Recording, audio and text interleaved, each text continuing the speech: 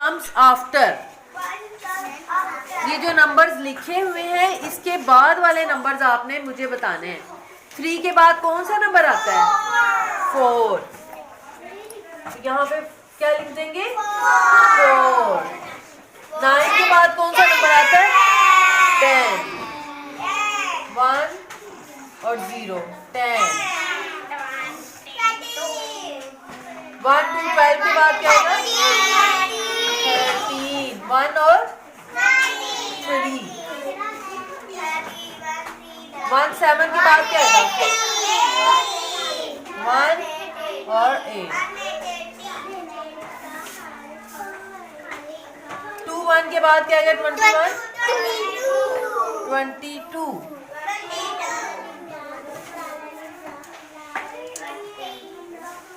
29 के बाद क्या आएगा? 3 0 30। 3 5 के बाद क्या आएगा? 35 के बाद 36। 37 के बाद क्या आएगा? 38।